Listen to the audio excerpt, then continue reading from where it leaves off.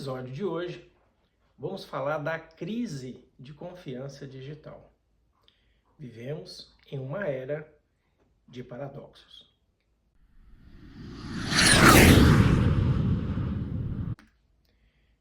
Em março de 2018, o mundo acordou com uma notícia que mudou para sempre o debate sobre a privacidade digital. A Cambridge Analytica, uma empresa de consultoria política, havia coletado, sem consentimento, os dados de 87 milhões de usuários do Facebook. Esses dados foram usados para criar perfis psicológicos e influenciar eleições em pelo menos 37 países. Não foi um hacker, não foi um vírus. Foi uma empresa usando os dados que as pessoas voluntariamente colocaram em uma plataforma. E de uma forma que ninguém havia imaginado ou autorizado.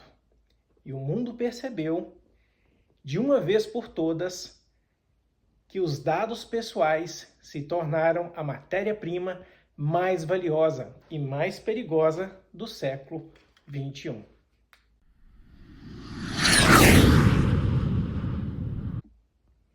Olá, eu sou Anderson Andrade, DPO e criador do framework Shell Privacy, Meta Privacy e PIA. Esse é o episódio número 2 da nossa série e hoje vamos falar sobre a crise de confiança digital e o contexto que tornou o Shell Privacy necessário. Vem comigo.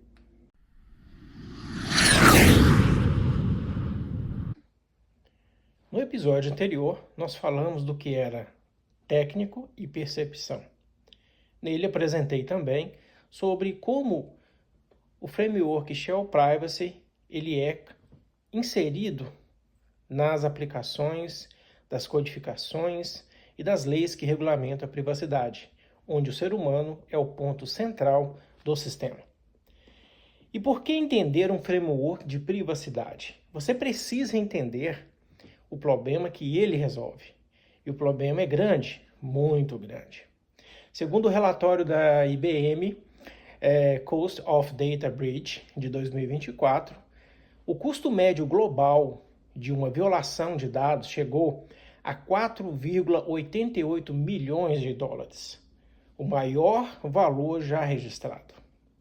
No Brasil, o custo médio ficou em 1,36 milhões de dólares por incidente, mas o custo financeiro é apenas a ponta do iceberg. O custo real é a perda de confiança. E confiança, uma vez perdida, é muito difícil de recuperar.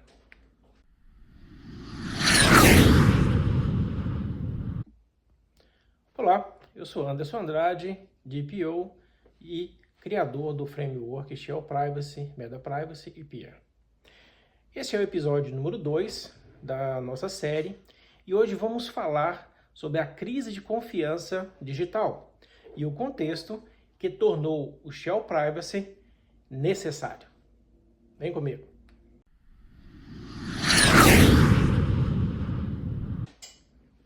E o paradoxo digital?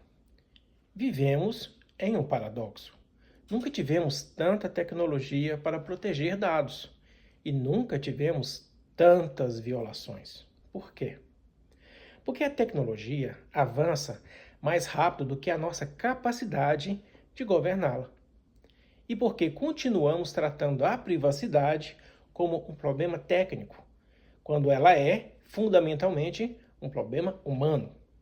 Deixa eu te mostrar 3 casos que ilustram esse paradoxo de forma diferente.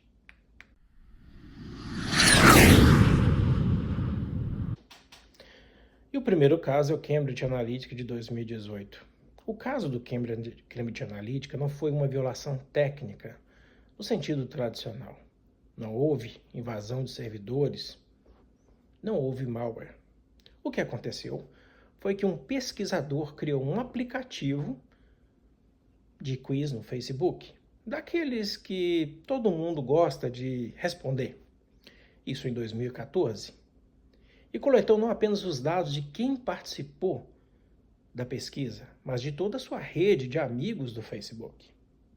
E isso era permitido pela política do Facebook à época.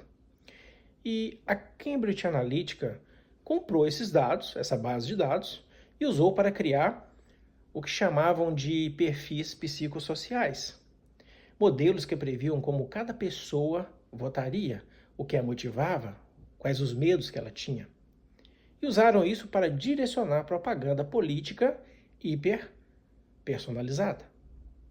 E se aplicarmos aqui o nosso framework Shell Privacy, para entendermos esse caso, vamos verificar que o S de software, ele se refere à política do Facebook, permitia essa coleta de dados de terceiros sem consentimento explícito. O E de environment, o ambiente de negócios de dados pessoais, não tinha regulação adequada. O L de Legal Life Cycle, não havia lei que proibisse explicitamente esse uso de dados. E o resultado foi a criação da Lei Geral de Proteção de Dados da União Europeia, que é a GDPR, em 2018, e também promoveu a aceleração da discussão sobre a Lei Geral de Proteção de Dados aqui no Brasil.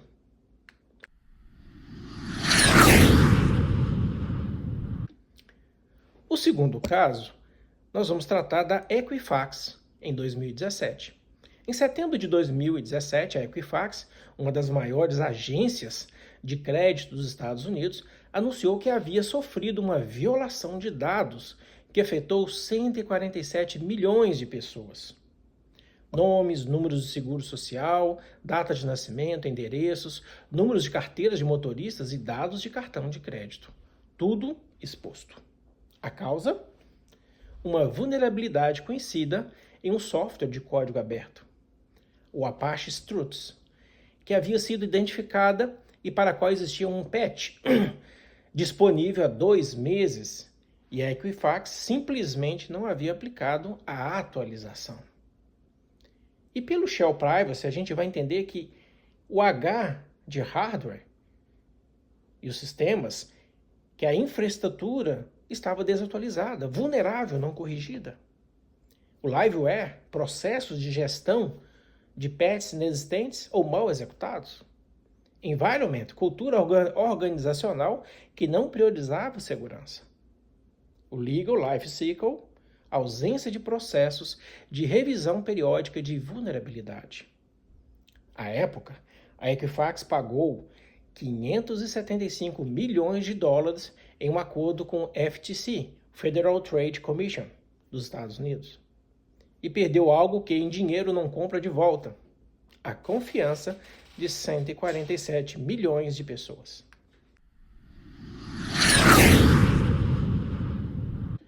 O terceiro caso, nós vamos falar do Yahoo, gerenciamento de e-mails. De 2013 a 2016, o Yahoo talvez foi o caso de maior impacto em termos de escala.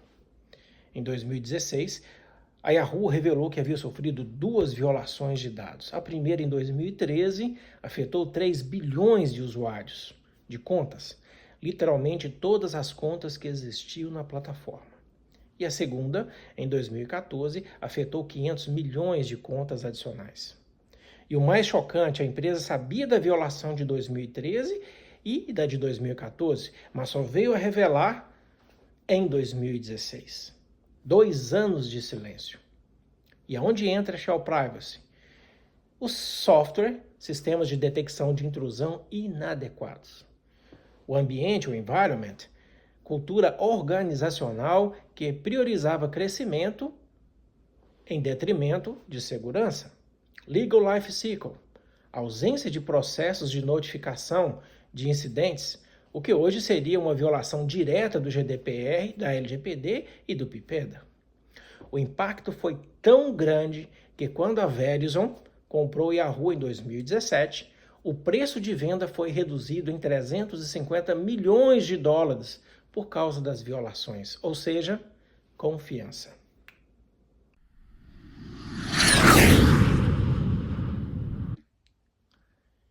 qual que é o padrão que nós vemos nestes casos? Cambridge Analytica, Equifax e Yahoo. É que não houve um padrão de má sorte. O que houve foi um padrão de falhas sistêmicas. Em todos os casos, havia pessoas que sabiam do risco, haviam tecnologias disponíveis para mitigar o risco, haviam processos que poderiam ser implementados, mas o sistema, a combinação de software, de hardware, environment, liveware, life circle, não estavam configurados para proteger a privacidade. E é exatamente aí que Shell Privacy busca corrigir.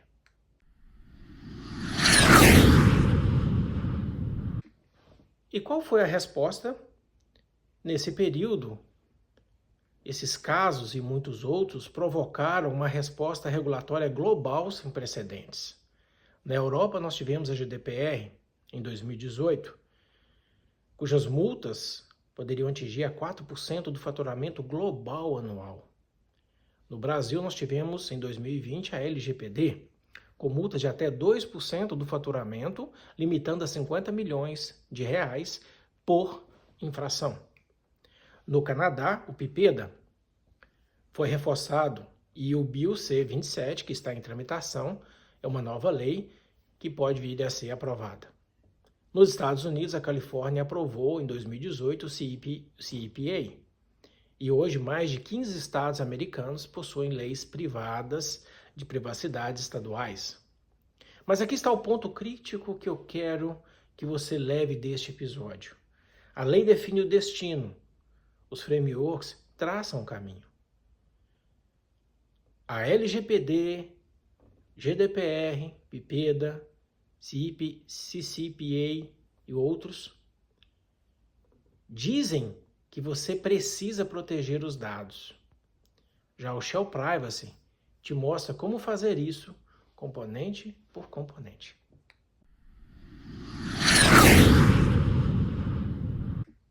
E aqui vem uma aplicação prática. Pense em um incidente de privacidade ou segurança que aconteceu na sua organização. Ou o que você leu nos noticiários. Agora, em vez de perguntar quem foi o culpado, pergunte qual foi o software, ou seja, qual o sistema que contribuiu para o incidente, qual foi o hardware, o equipamento que estava envolvido, qual que era o ambiente organizacional que criou condições para esse erro, qual liveware, pessoa ou equipe que estava no centro do incidente, e qual legal, life circle, processo, política, estava ausente ou inadequado. Se você conseguir responder a essas 5 perguntas, você já está pensando como um profissional de privacidade de dados, ou uma pessoa com consciência de privacidade de dados.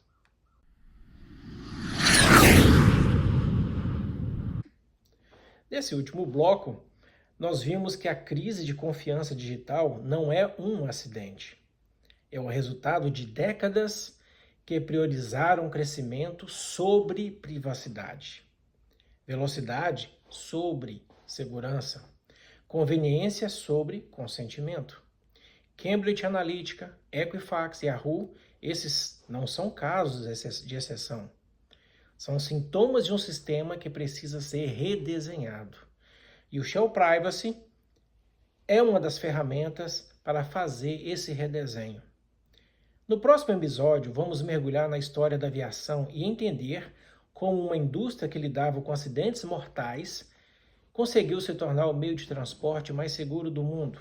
E o que isso tem a ver com a privacidade de dados. E esse episódio foi útil?